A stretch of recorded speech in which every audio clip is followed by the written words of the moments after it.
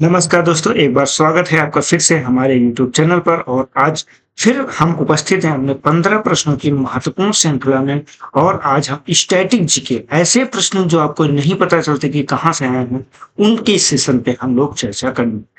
तो इसमें आपके कितने प्रश्न सही होते हैं जरूर कमेंट करके बताइएगा। साथ ही में आपका जो होमवर्क वाला क्वेश्चन रहेगा उसका भी उत्तर दीजिएगा। हमारे चैनल को सब्सक्राइब कीजिए, वीडियो को लाइक कीजिए और अधिक से अधिक अपने दोस्तों को भी शेयर कीजिए। आज क्लास नंबर हमारा 41 है। इसके पहले की समस्त क्लासें आप देखने को पा सकते हैं हमारी प्ले लिस्ट में। तो चलते हैं, आप सभी बिल्कुल तैयार होंगे आज के हमारे पहले प्रश्न पे। हमारा आज का पहला प्रश्न है, जब दो इलेक्ट्रॉन एक ही कक्ष में होते हैं तो उनमें क्या पाया जाता है? समान स्पिन पाया जाता है, विपरीत स्पिन पाया जाता है, समान आवेश पाया जाता है या फिर असमान ऊर्जा पाई जाती है? तो यहाँ पे बेटा आपको ये याद रखना है कि ये जो पूछ रहा है ये क्या पूछ रहा है। ये पूछ रहा है कि जब दो इलेक्ट्रॉन एक ही कक्ष की बात करें, जो ये आपका कक्ष होता है, जैसे इस तरह से कक्ष बचा हुआ है, तो इसमें जो इलेक्ट्रॉन होते हैं, इस इलेक्ट्रॉन की बात कर रहा है कि दो इलेक्ट्रॉन है एक ही कक्ष में। तो क्या होगा?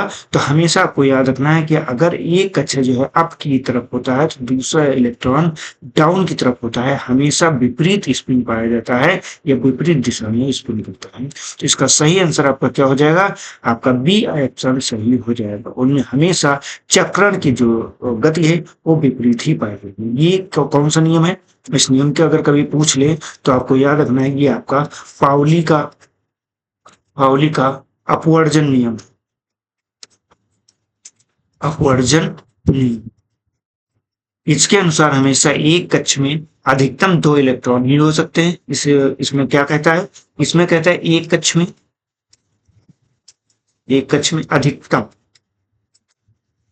अधिकतम कितने हो जाएंगे? दो इलेक्ट्रॉन हो जाएंगे। दो इलेक्ट्रॉन हो जाते हैं। और इसी के साथ में अगर कहें उनका जो कक्ष होता है वो कैसा होता है? वो विपरीत होता है। जो उसका स्पिन होगा विपरीत होता है, विपरीत। ये क्या है? ये चक्रण है, चक्रण। यही क्वेश्चन आपसे पूछा गया है आपको यहाँ। तो इसका विपरीत स्पिन आपका सही हो जाएगा। चलते हैं हम अपने अगले महत्वपूर्ण प्रश्न पर। हमारा प्रश्न है, किस अनुच्छेद में प्रेस की स्वतंत्रता वर्णित है? अनुच्छेद 18 में, अनुच्छेद 19 1 में, अनुच्छेद 20 में, अनुच्छेद 21 में। तो यहाँ पे आपको याद रखना, अनुच्छेद 19 1 में जो है आपका जो 19 है ये स्वतंत्रता से संबंध में, उसी में अनुच्छेद 19 के ए में आपका वाक एवं अभिव्यक्ति की स्वतंत्रता को वर्णित किया गया। किस में? तो वाक व अभिव्यक्ति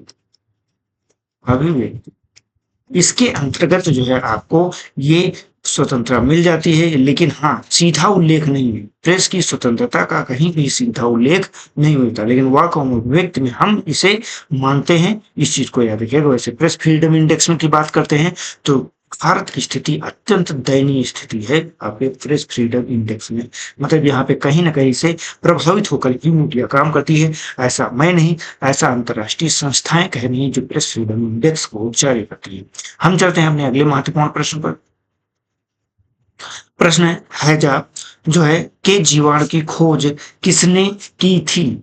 लुई पाश्चर ने की थी, रॉबर्ट कोच ने की थी, या फिर जेनर ने की थी, या फिर फ्लेमिंग ने की थी? तो ये हम किसकी बात कर रहा है? तो हैजा जो आपका है इसके जो है जीवाणु की खोज, तो यहाँ पे आपको याद रखना जो रॉबर्ट कोच महोदय हैं इन्होंने ही इसके जीवाणु की खोज की थी, जो कि आपका बहुत ज्यादा इंपॉर्टेंट है। तो इसका जीवाणु कौन सा है? इसका जीवाणु का नाम विब्रियो कोलोरी।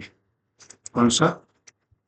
विब्रियो कोलोरी। ये आपका क्या है? ये आपका जो है इसका जीवाणु का नाम है। अभी इसकी खोज कब की गई थी? ये इसकी खोज आपका 1854 में की गई थी। और इसकी खोज के साथ में इसमें फिलिपो पैसिंग ने जो है आपके वैज्ञानिक है उन्होंने इसकी खोज की। इस खोज जो व्यापक मान्यता इसको मिलती है, खोज तो आपका 1800 आपका इसी में हो जाता है 54 में, लेकिन इसकी जो व्यापक मान्यता है आपका 1883 में दी जाती है। और किसके द्वारा? रॉबर्ट कोच के द्वारा। यहाँ पे आपको याद रखना है कि रॉबर्ट कोच के द्वारा जो स्वतंत्र रूप से इन्होंने इसकी पुष्टि की थी, उसके बाद ही इसको जो है आपका मान्यता मिलती है। क्लियर? इस चीज को यहाँ पे याद रखिएगा। तो चलते हैं अपने अगले महत्वपूर्ण प्रश्न पर। आर्यों का मुख्य व्यवसाय कौन सा था? व्यापार था, शिकार था, कृषि था, या फिर शिल्प था? तो यहाँ पे आपको याद रखना जो आर्य थे इन्होंने मुख्यतः कृषिहीन का मुख्य व्यवसाय है। कृषि के साथ में अगर बात करें तो इसमें आपका पशुपालन भी शामिल है और पशुपालन भी ये किया करते थे। तो इस तरह से याद रखना, पशुपालन में अगर पूछा जाए खासकर किसका पालन करते थे तो गाय का पालन करते थे। और गाय के मामले में एक चीज और यहाँ पे, इसे अभन्या के नाम से जाना जाता था कि मतलब ये मारे जाने योग्य नहीं है, कहीं मतलब बहुत ही पवित्र गाय को माना जाता है। यहाँ पे अगर खेती की बात करते हैं कृषि में, तो कृषि में यहाँ पे आपको जौ को याद रखना है, जौ के साथ में गेहूं को याद रखना है। इसका जो है महत्वपूर्ण यहाँ पे उदाहरण मिलते हैं प्रारंभिक वैदिक काल में, आपको ये चीज याद रखनी है। क्लियर। और साथ में ये जो है सीमित स्तर पर व्यापार भी करते थे और सीमित स्तर पर शिकार भी करते थे, ये भी आपको याद रखना है। चलते हैं हम अगले महत्वपूर्ण प्रश्न पर।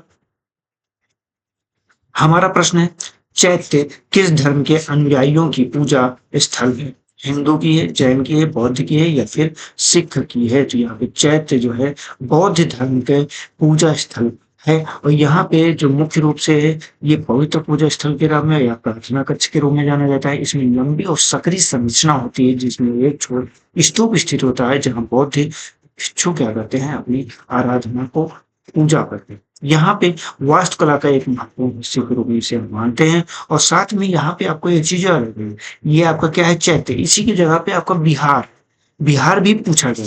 बिहार क्या है? बिहार जगह नहीं है, आपका उत्तर प्रदेश के बगल वाला बिहार नहीं। बिहार क्या है? इनके रहने का स्थान होता था। और चैत्य क्या है? इनके पूजा का स्थान होता था। तो यहाँ पे याद रखिएगा, ये क्या है? पूजा का स्थान, वहीं पे बिहार रहने का स्थान, रहने का स्थान, ये है। ये चीज आपको यहाँ पे याद रखनी है। हम बढ़ते हैं अपने अगले महत्वपूर्ण प्रश्न पर। हमारा प्रश्न है, पृथ्वी का ध्रुवीय व्यास कितना है? 12,756 किलोमीटर, 12,714 किलोमीटर, 12,600 किलोमीटर या 12,800 किलोमीटर?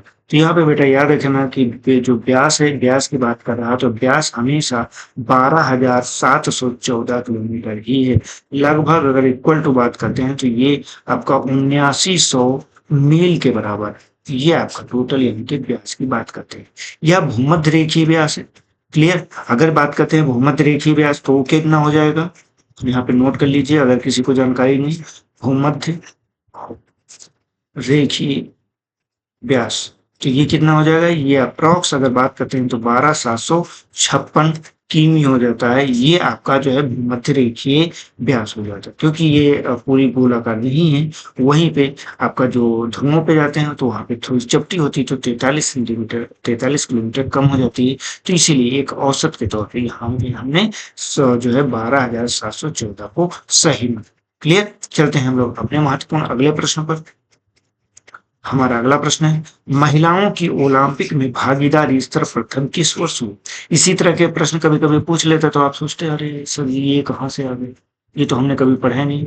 तो वही सेगमेंट हम यहाँ पे कवर कर रहे हैं, जो आपने कहीं नहीं पढ़ा होगा वो आपको यहाँ पे 1896 में, 1900 में, 1924 में या फिर 1939 में। तो यहाँ पे बेटा आपको याद रखना है सन 1900 में जो है महिलाओं को ओलंपिक में पहली भागीदारी सुनिश्चित हुई थी। और ये कहाँ पे हुई थी बेटा, आपके पेरिस में हुई थी।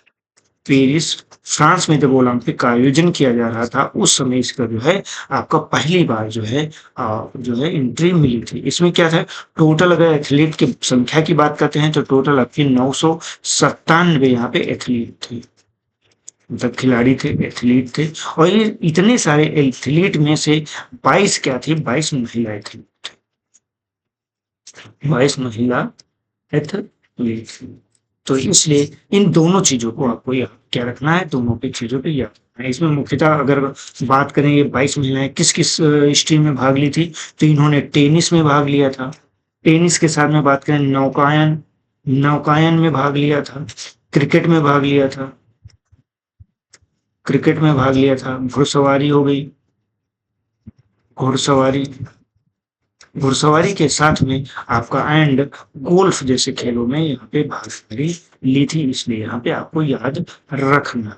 और वहीं पे अगर बात करते हैं कि पहली आपकी व्यक्तिगत महिला ओलंपिक चैंपियन कौन बनी थी, यहाँ पे चार्लेट कूपर का नाम है। क्या है, इसको नोट करके लिख लीजिए। यहाँ पे मैं नोट करके लिख दे रहा हूँ। क्या याद लिखना है यहाँ पे, पहली पहली महिला ओलंपिक ओलंपिक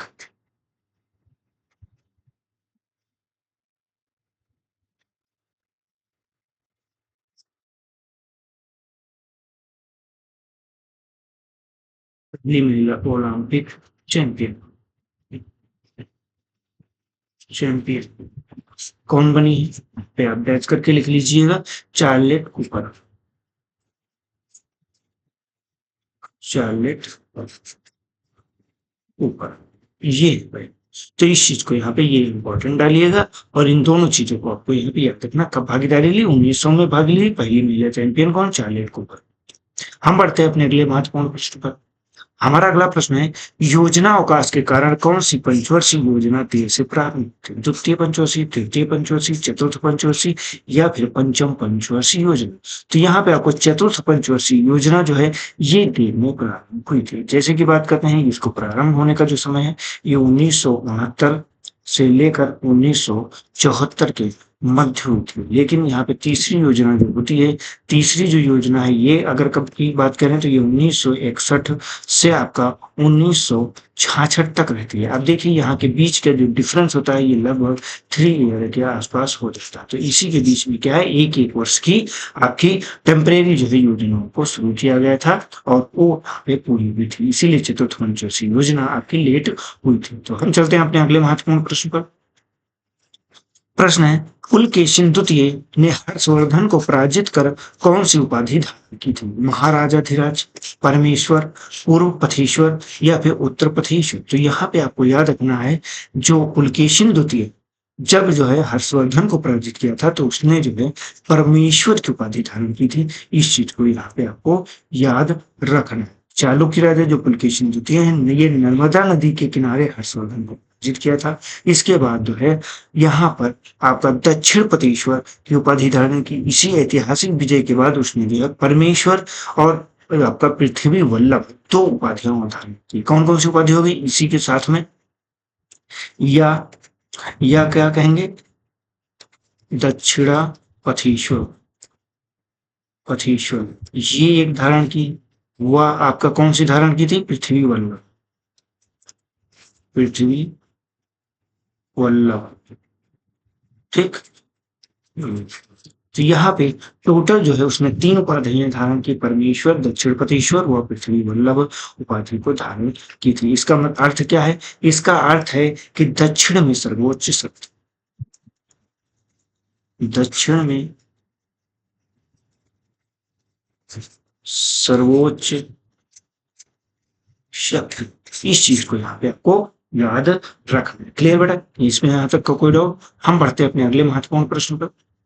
हमारा प्रश्न है, बौद्धों को तांबो मठ किस राज्य में स्थित है? बिहार में है, हिमाचल प्रदेश में है, सिक्किम में है या फिर उत्तराखंड में? तो यहाँ पे आपको याद रखना है कि आपके हिमाचल मठ में तांबो मठ स्थित है। ये हिमाचल प्रदेश का जो लाहौल और स्पीति जिले है उसके बीच में स्थित है। स्पीति घाटी की अगर बात करते हैं समुद्र तल से लगभग 3050 मीटर ऊंचाई पर स्थित है। इसे हिमालय का अजंता के नाम से भी जाना जाता है। क्लियर? तो इस चीज को यहाँ पे याद आपको रखना। हम बढ़ते हैं अपने अगले महत्वपूर्ण प्रश्न पर। प्रश्न है, किसके अभाव में बर्फ पर चलना कठिन हो जाता है? बहुत ही आसान, इससे आसान क्वेश्चन आपको कहीं नहीं। दाब है, गुरुत्व है, घर्षण है या फिर ताप? तो इसका सही आंसर क्या हो जाएगा आपका? घर्षण है। घर्षण जब नहीं होता है तभी चलना का कठिन हो जाता है। घर्षण को स्थापित करने के लिए ही आपको बीच में आपने देखा होगा ऐसे डॉटेड डॉटेड होता है, या टायर के निशानों पे देखेंगे तो ऐसे होता है, स्लीपर्स से देखेंगे तो इसमें भी आपके डॉटेड डॉटेड निशान होता है जिससे घर्षण बना है, क्योंकि फिर चिकनी सतह पे पकड़ नहीं बचती है, उस पर आप नहीं चल सकते। चलते हम अपने अगले महत्वपूर्ण प्रश्न पर। प्रश्न है, किस राष्ट्रपति की मृत्यु सर्वप्रथम अपने कार्यकाल में हुई थी? सर्वप्रथम की यहाँ पे जिक्र किया, राजेंद्र प्रसाद, डॉक्टर जाकिर हुसैन, नीलम सिंह रेड्डी या फिर ज्ञानी जैल सिंह? तो यहाँ पे आपको याद रखना डॉक्टर जाकिर हुसैन की जो मृत्यु है ये आपके तीसरे राष्ट्रपति थे। पहली चीज ये कौन से राष्ट्रपति थे? तो ये आपके तीसरे राष्ट्रपति। ठीक, क्लियर? तो यहीं पे क्या है आपका, ये सबसे पहले जो है इनका निधन होता है अपने ही पद पे रहते हुए। कब होता है? 3 मई 1969 दिल का दौरा पड़ा था, इसके बाद इनका निधन। तो यहाँ पे एक बात इनके बारे में और याद रखना है कि यही आपके पहले जो है मुस्लिम राष्ट्रपति भी, मुस्लिम राष्ट्रपति। तो ये आपके कुछ चीजें हैं जो आपको यहाँ पे याद रखें। क्लियर? हम बढ़ते हैं अपने अगले महत्वपूर्ण प्रश्न। हमारा अगला प्रश्न, न्यूक्लियन नाम का किसका सामूहिक नाम है? इलेक्ट्रॉन और प्रोटॉन, प्रोटॉन और न्यूट्रॉन, न्यूट्रॉन और इलेक्ट्रॉन का, प्रोटॉन और पॉजिट्रॉन को। न्यूक्लियॉन, ये इसमें एक सामूहिक नाम की बात किया गया कि एक साथ किसको कहा जाता है। तो यहाँ पे बेटा आपको याद रखना, जो न्यूक्लियॉन है ये परमाणु के नाभिक, तो किसके, तो इसे हम नाभिक के तौर पे जानते हैं। अब अगर आपको ये पता है कि जो नाभिक या न्यूक्लियस होता है उसमें आपका कौन कौन से तत्व पाए जाते हैं, आप ऐसे ही जान जाएंगे कि इसको। तो यहाँ पे बेटा आपको याद रखना है कि यहाँ पे प्रोटॉन और न्यूट्रॉन, ये दो तत्व आपके कहाँ पे पाए जाते हैं, यही दो तत्व आपके नाभिक में पाए जाते हैं। और इसी के कारण यहाँ पे क्या है, आपको ये जो है एक साथ में न्यूक्लियॉन कहा जाता है। यहाँ पे क्या है, प्रबल जो है नाभिकीय बल लगता है, मतलब न्यूक्लियर फोर्स लगता है, जिसके कारण नाभिक एक साथ बंधे रहते हैं और ये आपस में जुड़े रहते हैं। तो ये आपका एक बेसिक सा प्रश्न है जिसको आपको याद। बढ़े अगले प्रश्न पर हम।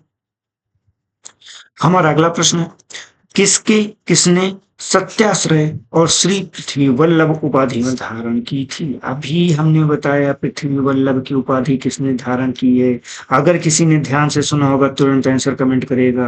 ठीक है, चलिए फिर से बता दे रहे हैं, अशोक ने, पुलकेशिन द्वितीय ने, समुद्रगुप्त ने या फिर हर्ष ने। तो यहाँ पे बता, आपको पुलकेशिन द्वितीय का नाम याद रखना है, इन्होंने इसको धारण किया था। जैसे सत्याश्रय का अर्थ क्या है, सत्य का, इसका अर्थ क्या है, सत्य का आश्रय। पृथ्वी वल्लभ के बारे में मैंने आपको बता दिया, इसका अर्थ क्या होता है, भाग्य या पृथ्वी की देवी का पति। पृथ्वी की देवी का पति,